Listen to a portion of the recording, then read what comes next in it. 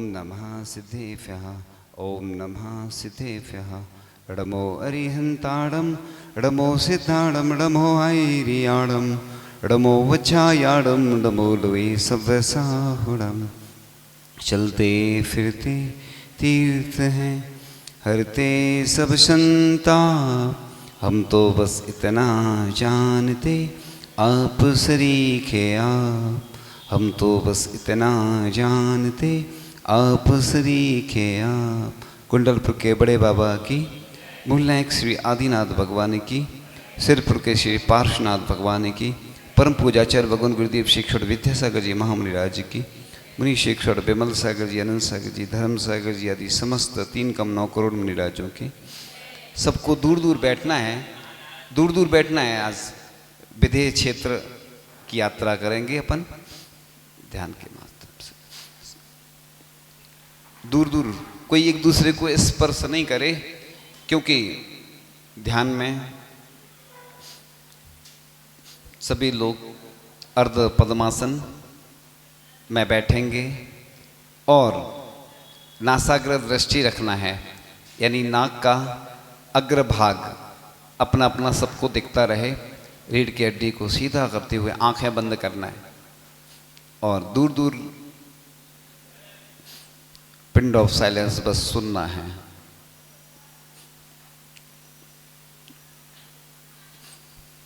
सर्वप्रथम हम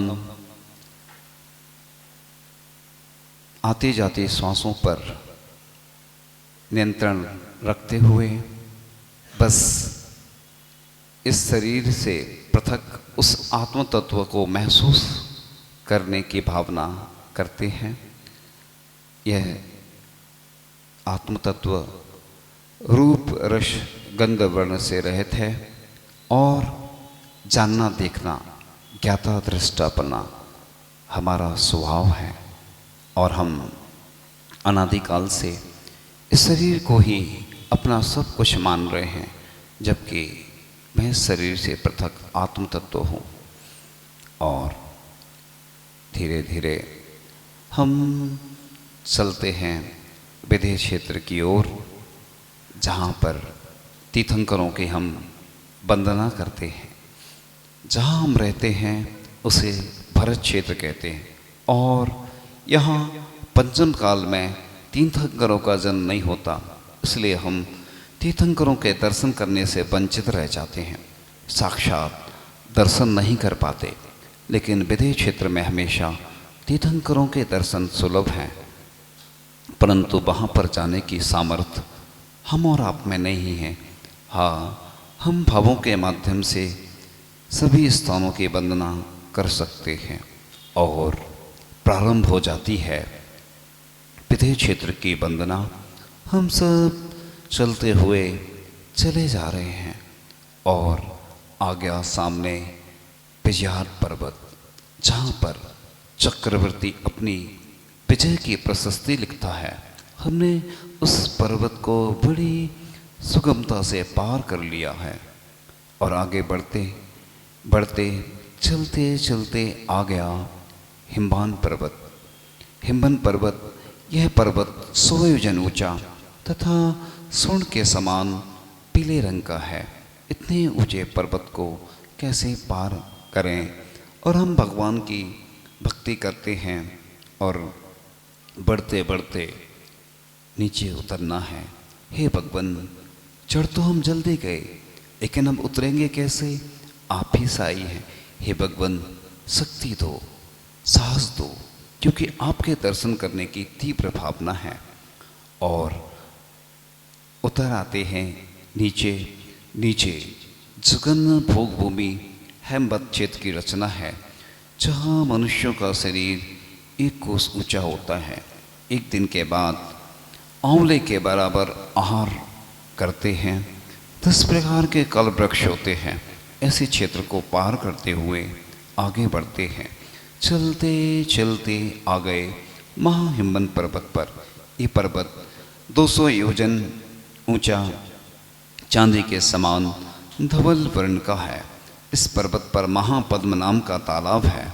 इस तालाब के बीचों बीच कमल के ऊपर अपार ऐश्वर्य के साथ हरिनाम की देवी अपने विशाल भवन में रहती है। हरिनाम की देवी के भवन में अकृत्रिम चैत्यालय हैं। अरहंत प्रभु के दर्शन करके मन प्रफुल्लित हो गया, जीवन धन्य हो गया। ये प्रतिमाएं 500 धनुष ऊंची हैं। कितनी सौम्य छवि है, नासा दृष्टि है। प्रभु के दर्शन करके पुनः आगे बढ़ते हैं और नीचे उतरकर आ गए। नीचे हरी क्षेत्र की मनोहर छटा मनमोहक लग रही है। यहाँ मध्यम भोगभूमि है।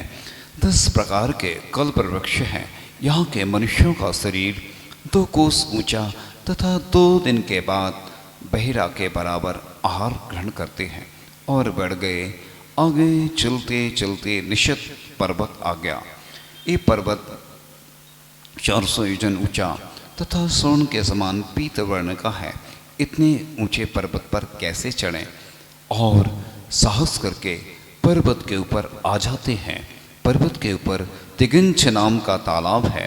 तालाब के बीचों बीच कमल के सिंहासन पर धति नाम की देवी निवास करती है। देवी के विशाल भवन में अकृत्रिम चैत्यालय में अरहंत प्रभु की प्रतिमा विराजमान है।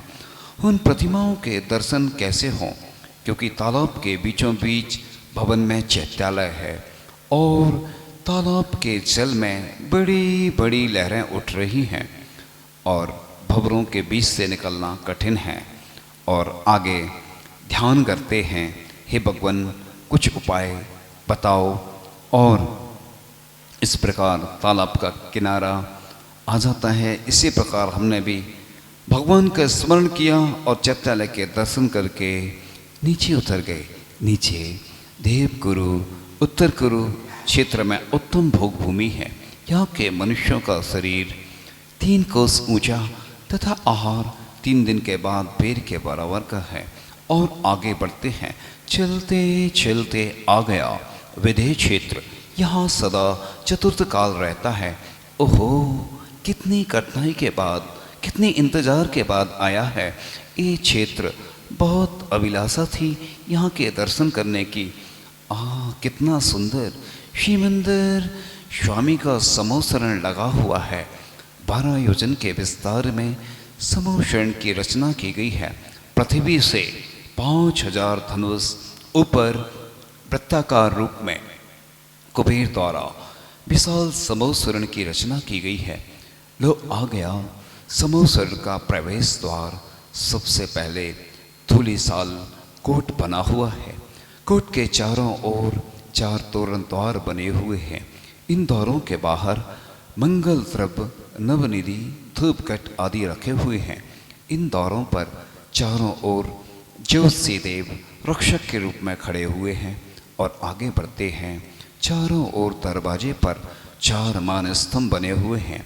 प्रत्येक मानस्तंभ के मूल और ऊपरी भाग में अष्ट प्रातिहार से युक्त अरहंत भगवान की स्वर्णमयी प्रतिमाएं विराजमान हैं, जिनके दर्शन करने से मिथ्या दृष्टि का मान गलित हो जाता है। हे भगवान, आपकी महिमा अपरंपार है। अनंत गुणों के धनी हैं प्रभु। आपकी वीतराग मुद्रा को देखकर भव भव के पाप कट जाते हैं।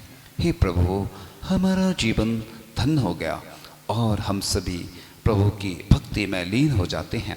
प्रभु की भक्ति मुक्ति में कारण बनती है। इंद्रगण इन अरहंत प्रतिमाओं का अभिषेक क्षीर समुद्र के जल से करते हैं।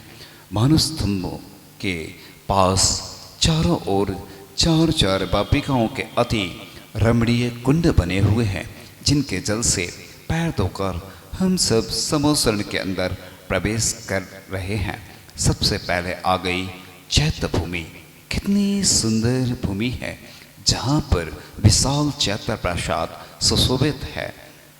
इस चैत्य प्रसाद के चारों ओर बापिका, कुप सरोवर, बनखंड आदि बने हुए हैं। इसके गोपुर द्वारों पर भी ज्योतिषी देव द्वारपाल का काम करते हैं। इसके आगे जाने पर खातिका भूमि आ जाती है।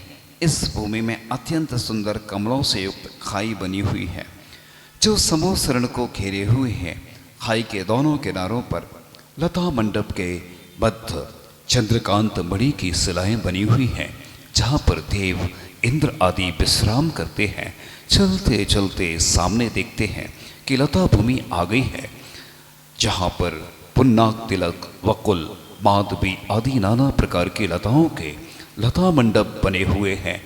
इन लता मंडपों में भी देवगण क्रीड़ा करते हैं। आगे बढ़ते हुए चले जा रहे हैं। मन प्रफुल्लित हो रहा है, कब सिमंदर भगवान के दर्शन हो जाएं।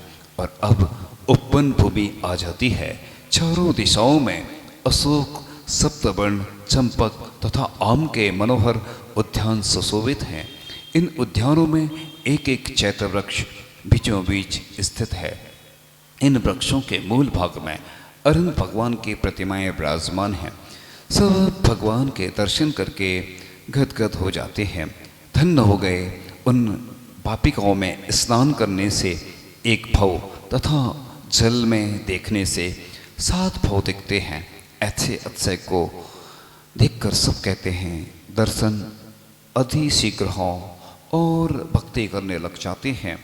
सब आगे बढ़ते हैं और ध्वजा भूमि में पहुंच जाते हैं, जहाँ पर 10 प्रकार की ध्वजाएं स्वर्णमय दंड में शोभायमान हो रही हैं। इसके चारों ओर 4 दरवाजों पर नागेंद्र देव द्वारपाल के रूप में खड़े हैं। इसके आगे बढ़ने पर आ गई कल्प भूमि। इस भूमि में 10 प्रकार के कल्प वृक्ष शोभामान हो रहे हैं। यहाँ पर अनेक विद्याधर तथा मनुष्य क्रीड़ा करते हैं।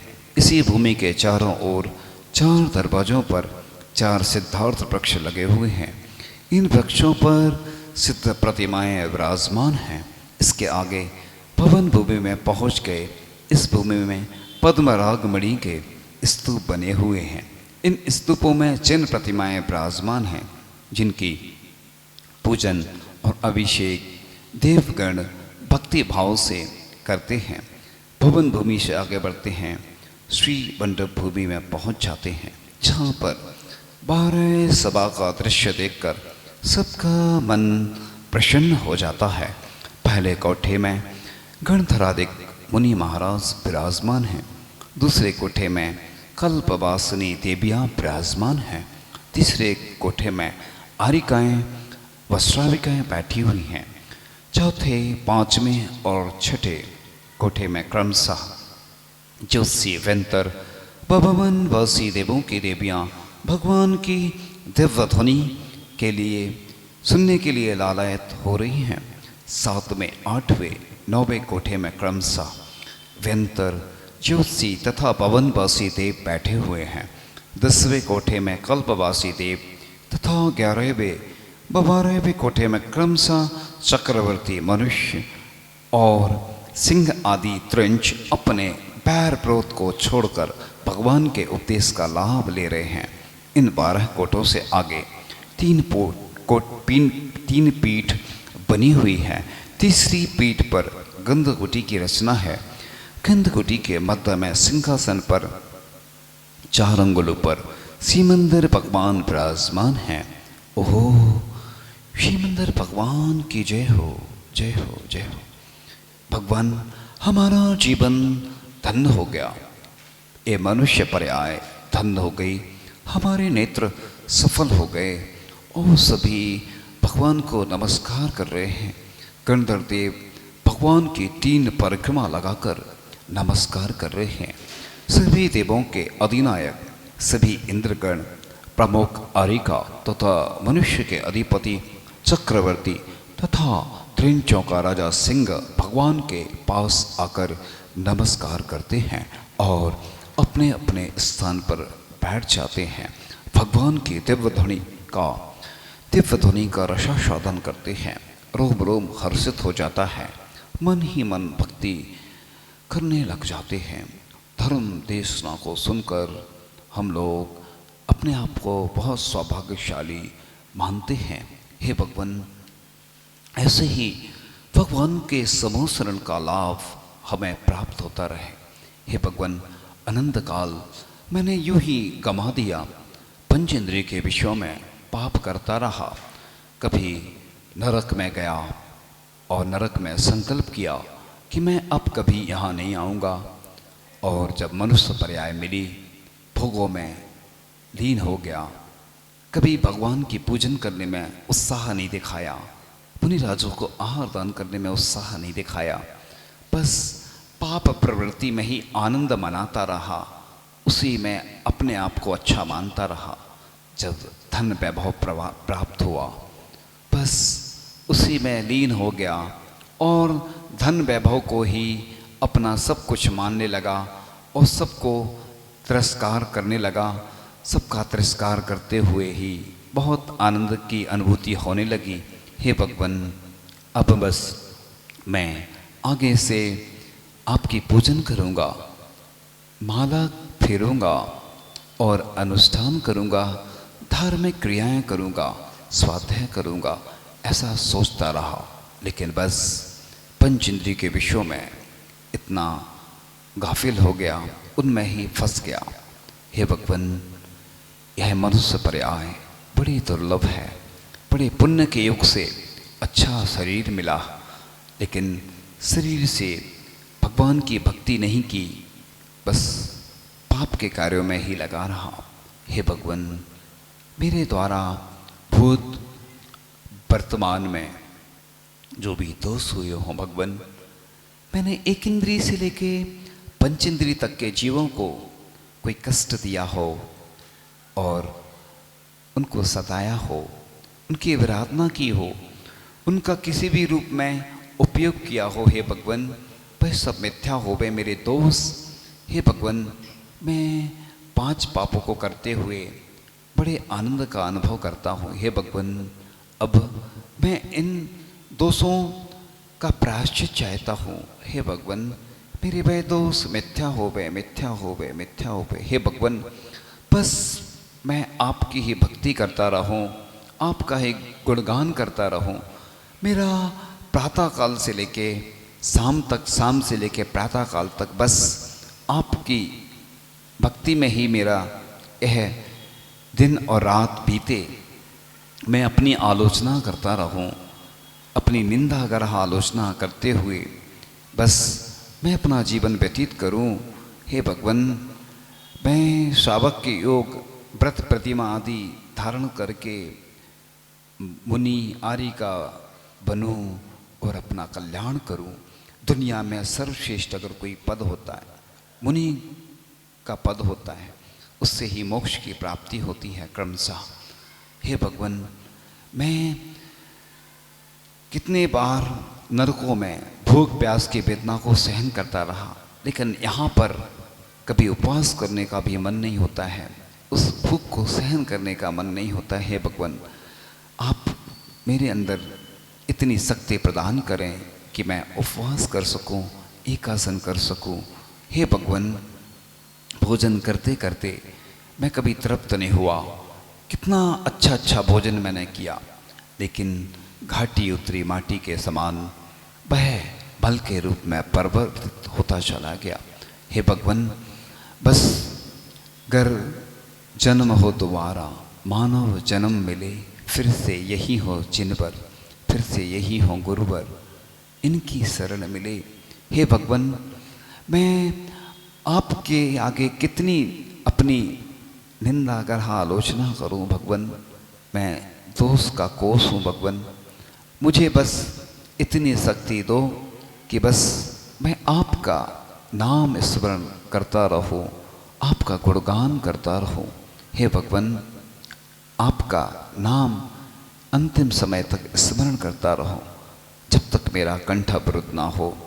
और हे भगवान, आप इतनी शक्ति दें कि बस इस शरीर के द्वारा, इन हाथों के द्वारा बस पूजन करता रहूं, जाप करता रहूं, इन पैरों के द्वारा तीर्थ यात्रा करता रहूं, मंदिर आदि शुभ कार्य करता रहूं, और इन आँखों के द्वारा भगवान बस अच्छी शुभ वस्तुओं का दर्शन करता रहूं, आपका दर्शन करता रहूं, और इन कानों के द्वारा जिन वाणी का रसास्वादन करता रहूं।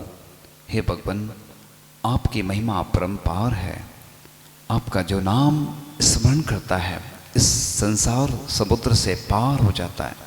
इस प्रकार अपने भगवान के यहाँ यह प्रार्थना की और प्रार्थना करते करते यह विदेह क्षेत्र की यात्रा पूर्ण होती गई और वापस आता गया।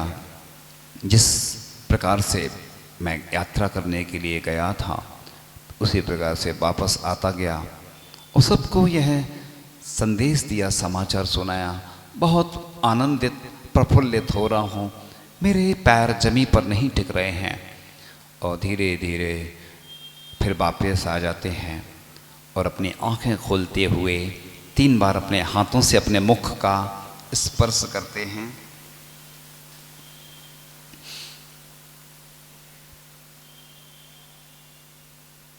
इस प्रकार से यह आज की यात्रा पूर्ण हुई और पुनः चलते हैं उस श्रृंखला में जिस श्रृंखला के लिए इस देश और दुनिया के लोग लालयत रहते हैं कि आचार्य के बारे में हमें कुछ सुनने को मिल जाए। बड़े सौभाग्यशाली होते हैं, पुण्यशाली होते हैं जिनको आचार्य के बारे में सुनने की लालसा रहती है। और उसी कड़ी में चलते हैं। आचार्य श्री ने चतुर्मास समाप्त होते ही पर्वत पर झांसी वाले पार्श्वनाथ भगवान कुंडलपुर की बात चल रही है, प्रवास करना प्रारंभ कर दिया था। एक दिन पूरा संघ मंदिर में था और रात्रि में अचानक एक घटना घटित हो जाती है कि एक बड़ा सर्प आया और अपने शरीर की कैंचुली, कांचली भी बोलते हैं ना, कांचली बोलते हैं, कैंचुली भी बोलते हैं, को छोड़कर चला गया। दूसरे दिन सुबह जब लोग आए उन्होंने देखा आचार्य के पाटे में थोड़ी ही दूर पर सांप की कैंचुली पड़ी हुई है। ऐसा लगा जैसे बीतरागी के समक्ष शरीर का राग छोड़कर चला गया हो। और इसी प्रसंग में बताया कि 1976 का चातुर्मास समाप्त होने के बाद आचार्य श्री रोज आहार के बाद सीधे पर्वत पर चले जाऊ थे और 21 नंबर मंदिर जी झांसी वालों के मंदिर के नाम से प्रसिद्ध उस मंदिर में रहत थे, साधना करत थे। एक दिन सुबह सुबह लोग पहुंचे तो देखो आचार्य जी के पाटे के पास में एक बड़े कांच की कैंचुली पड़ी है। क्योंकि ये संस्मरण चूंकि अलग अलग तरीके से लोग प्रस्तुत करते हैं, कई बार क्या होता है ये सही बात पता लगाने के लिए अलग अलग माध्यम से भी सुनाया जाता है, बताया जाता है, जिससे बात सही है कि नहीं। दूसरा, अलग अलग लोग अलग अलग तरीके से भी बताते हैं। एक दिन सुबह सुबह लोग पहुंचे तो देखो आचार्य जी के पाटे के पास में एक बड़े सांप की कैंचुली पड़ी है। आचार्य जी कछु पढ़ से रहे थे और मंद मंद मुस्कुरा रहे थे। कैंचुली देख के सभी लोग घबरा से गए। तभी माली आओ कहने लगो कि ई मंदिर में तो जो सांप चाहे जब आत रहा है, हमने कई दफ़े देखो है। लोगों ने आचार्य जी को बताओ कि माली ऐसो कह रहे है, इसलिए आप नीचे ही रहें तो अच्छो रहे है। सुन के आचार्य जी ने मुस्कुरा दो, लेकिन वे तो रोज ही आहार के बाद ऊपर चले जाते थे। उनके मन में कोई डर फर नहीं, पर्वत पे साधना कर रहे। ऐसे गुरु को पाके हम सब धन्य हो गए। तो आचार्य श्री का यह संस्मरण पूर्ण हुआ। इसके बाद आगे के क्रम में चलते हैं कि विगत दिवस आचार्य श्री का एक प्रभाव, एक अद्भुत करिश्मा उस दिन देखने को मिला जब आचार्य श्री कुंडलपुर के मध्य पर ध्यानस्थ थे। तब 3 फुट से भी बड़े आकार का एक विषधर उनके पास निकट आया। आते समय उसके क्या भाव रहे होंगे यह तो वही जाने, किंतु मुनि श्री के उस विशुद्ध निर्मल रूप और उसमें स्थित कल्याणमुखी आत्मा के आभा मंडल प्रविष्ट होते ही निसंदेह जीवघाती नाग बीतरागता के प्रभाव में आया, जिसका स्पष्ट प्रमाण है उसका कैंचुली त्याग, दिगंबरत्व की प्राप्ति। काफी संख्या में जन समूह ने उस नाग की त्यागी हुई कैंचुली को देखकर धन्य धन्य की ध्वनि से गगन गुंजाया। तो इस प्रकार से यह संस्मरण पूर्ण हुआ अब आगे के संस्मरण में कि एक समय दिगंबर जैन समाज में यत्र तत्र दो पक्ष दिखाई देने लगे। इससे सामाजिक संगठन का ह्रास हो रहा था, पारस्परिक वात्सल्य भाव भी खंडित हो रहा है, जो कि सम्यक दर्शन का एक अभिन्न अंग है। वात्सल्य आता ना, गोवत्स प्रीति, रक्षाबंधन पे वो वात्सल्य पर्व कहा है, तो एक सम्यक दर्शन का अंग है। लेकिन लोगों में कटुता भरी होती है। एक व्यवसाय होने के कारण लोगों के अंदर ईर्ष्या भाव पैदा होता, जलन, कहते ना दीपक जलता है जैसे, ऐसे लोग एक दूसरे से जलन करते हैं, जलते हैं। तो ये होता है, मनुष्य का स्वभाव है। जैसे घर में होता ना, देवरानी जेठानी में होता है, पड़ोसी को देखकर जलते हैं लोग, रिश्तेदारों में भी जलते हैं, कोई मित्र से जलता है, स्टूडेंट पढ़ाई में कोई आगे निकल जाता है, कोई अच्छे नंबर लाता है उससे जलते हैं, किसी के पास धन बढ़ता है तो उससे लोग जलने लगते हैं। सारा शहर उससे जलने लगा है क्योंकि उसका नाम भी चलने लगा है। तो किसी किसी का नाम अच्छा हो जाता है, प्रसिद्धि हो जाती, कोई दान ज़्यादा करता है क्या, और कोई अच्छी साधना आदि करता है तो भी लोग जलने लगते। लेकिन लोग जलें, हमें क्या करना, हमें तो अपना काम करना है। तो इसी प्रकार से कुछ ऐसे दुखद समाचार भी सुनने में आ रहे हैं कि इस पक्षभेद जन कसाय के कारण समझदार भाइयों द्वारा भी पवित्र जनवाणी के ग्रंथों का भी अवांछनीय अनादर किया जा रहा है। सच्चे देवसास गुरु का अवर्णवाद तथा उनके तिरस्कार पूर्ण भाव व क्रियाएं जीव के लिए नरक निगोद बंद के लिए कारण बनते हैं। आचार्य उमा स्वामी जी ने सूत्र में ऐसे दर्शन मोहिनी के आश्रव का कारण लिखा है। अनंत संसार परिभ्रमण के कारण इन दुष्कृत्यों से आचार्य जी ने ये अपने भाव रखे, साधक अपने को बचावे। ऐसे दुष्कृत जो आज प्रकट मिथ्या दृष्टि भी नहीं करते, वे इन्हें दुष्कर मानते। यदि वे लोग भी आपका अनुकरण करने लगे तो आपके अस्तित्व का भी पता ना लगेगा। समय रहते सावधान हो, अन्यथा पश्चाताप ही होगा। समाज के उभय पक्षों के लिए चेतावनी है कि सच्चे देवसास गुरु के अवर्णवाद से बचें।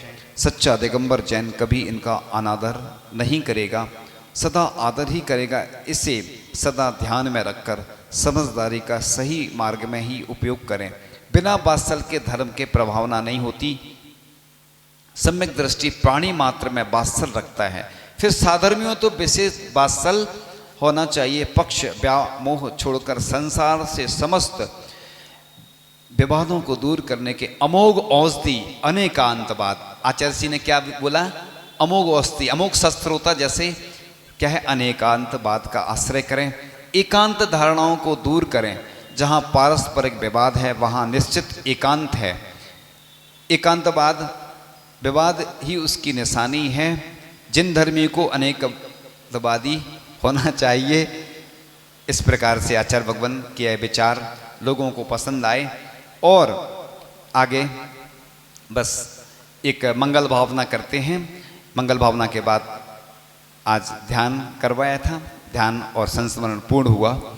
तेरा मंगल मेरा मंगल सबका मंगल होवे, सुखिया होवे सारी दुनिया कोई दुखी न होवे।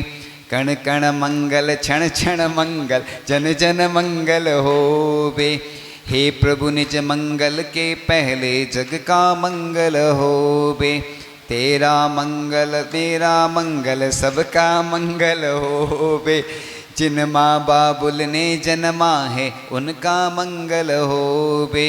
जिन बंधु ने पाला पोसा उनका मंगल होवे। जिन मित्रों ने हमें संभाला उनका मंगल होवे। जिन गुरुओं ने ज्ञान दिया है उनका मंगल होवे।